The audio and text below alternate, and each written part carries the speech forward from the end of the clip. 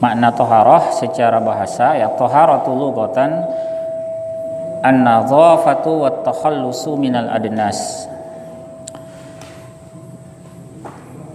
Toharoh itu secara bahasa artinya kebersihan ya, atau upaya untuk mensucikan diri dari kotoran. Hissiyatan kanat kan najas atau ma'nawiyatan kal uyub.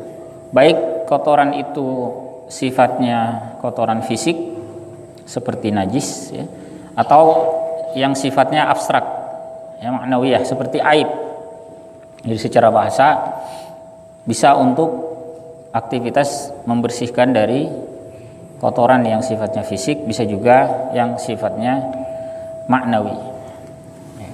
Yuqalu ya, dikatakan dalam bahasa Arab ya, tatahhara bil ma ay tanazzafa minad danasi.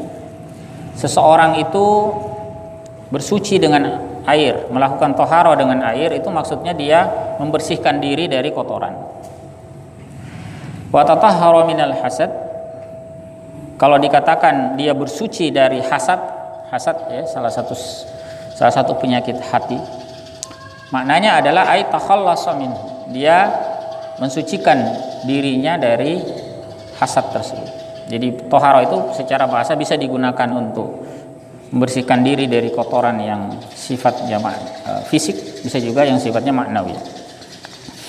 Nah, secara istilah syar'i, secara terminologi, wa taharatu syar'an, yang dimaksud dengan tohara secara syar'i itu fi'lu ma tustabahu bihi sholatu aw ma fi hukmiha, perbuatan yang menjadi boleh ya dengannya aktivitas sholat atau aktivitas lain yang sama hukumnya dengan sholat. Jadi ada persyaratan agar kita itu bisa melaksanakan ibadah tertentu seperti sholat ya, yang dia itu mengharuskan kita dalam keadaan suci. Nah, aktivitas untuk memenuhi syarat kesucian itulah yang disebut dengan tohara.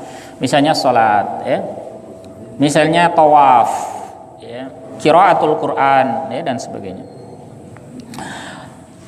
Contoh aktivitas tohara kal wudu'i liman kana ghairu mutawaddi ya, misalnya orang wudu ya, seperti wudu bagi orang yang belum punya wudu ya. Wal ghusli lima wajaba alaihil ghusl, juga mandi bagi orang yang wajib mandi ya, maksudnya mandi janabah ini.